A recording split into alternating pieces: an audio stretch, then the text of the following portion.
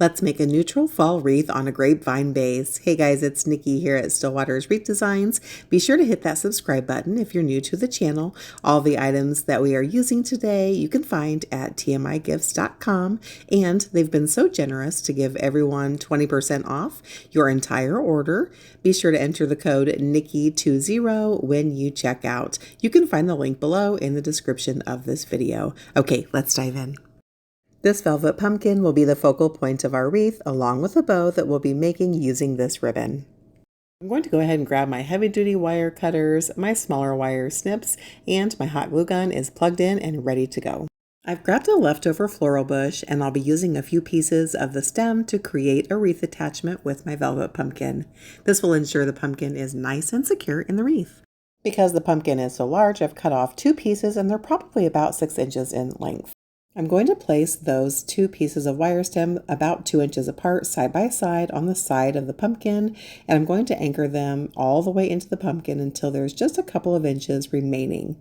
Then I'll grab some hot glue and add a dollop right around the base of where those wire stems meet the pumpkin to make sure they don't go anywhere. By the way, guys, this is a great tip for you anytime you want to make your own wreath attachment. We'll be using 2 different types of wired ribbon in today's design. To make our bow, go ahead and grab your scissors, a 6-inch zip tie, and a 9-inch zip tie.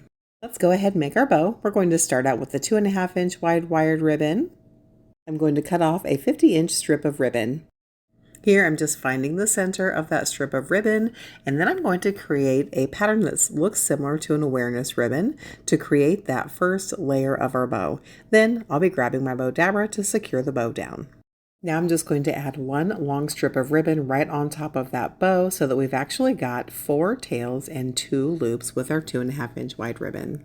Okay, now I'm going to grab that 1.5-inch wide orange crushed ribbon, and I'm going to make 4 loops with this ribbon, guys. So I've created a tail that's probably about 16 inches in length, and there's loop number 1. Make sure that pretty side is always out. Loop number 2, loop number 3, and loop number 4. If you struggle with bow making, guys, I do have several bow making tutorials that are slowed down for you. Be sure to check those out. I'll leave a link for those below in the description of this video.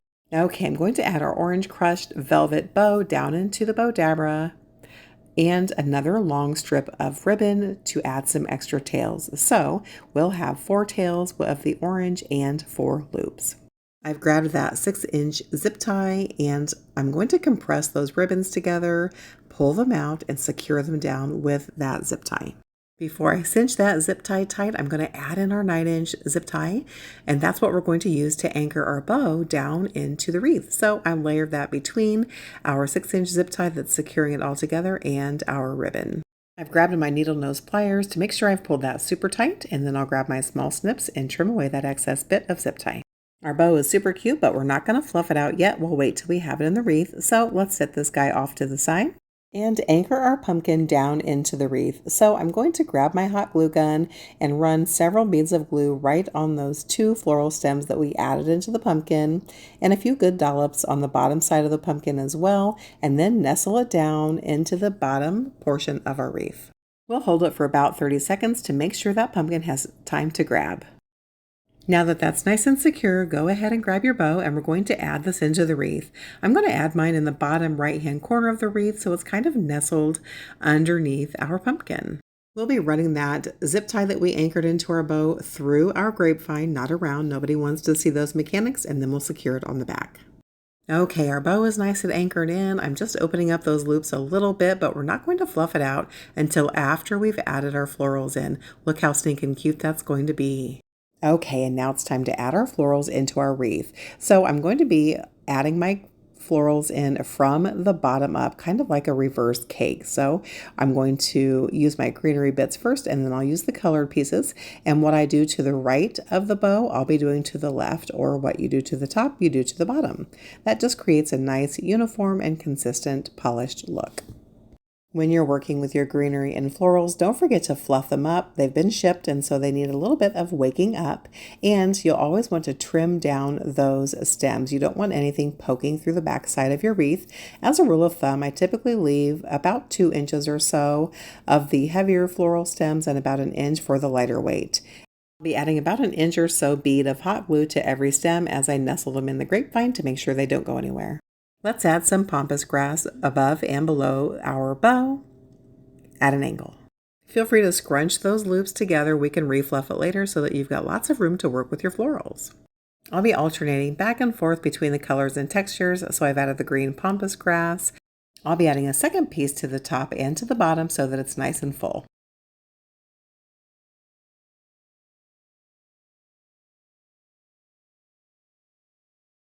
Next up, we'll be using those leafy brown fall florals.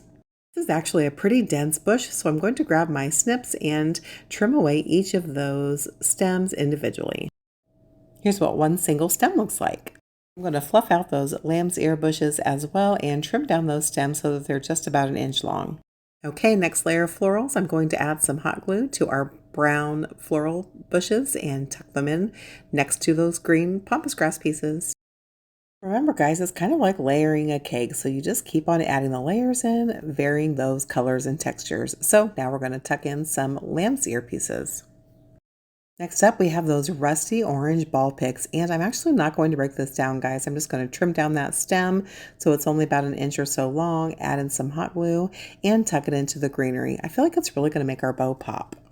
We'll tuck another one in to the left of the bow. If you're new to working with grapevine wreaths, guys, let me just give you a little hint. They take much less time than a deco mesh wreath. Okay, let's add in some of these cabbage flowers. These are so stinking cute. There's also some greenery bits in this bush that I like a lot, so we'll be using them all. You can actually slide these greenery pieces up and down on those stems, so make sure you push them up so they're nestling nicely next to your flower. Add a bit of hot glue to those stems and tuck it in where you'd like. I'll be sprinkling these cabbage flowers throughout all of our floral areas here on our wreath, making sure that there's one nestled in between the pumpkin and the bow. We're actually not far from being finished with this wreath, you guys, so anytime you're tucking away those last floral pieces, if you see an empty spot or a place that needs some extra color, just grab another floral piece, fluff it out, trim that stem, and hot glue it in. You guys, look at this greenery piece that came from the cabbage flower bush. I love them. Okay, let's get those last floral bits added into our wreath and then we'll fluff out our bow.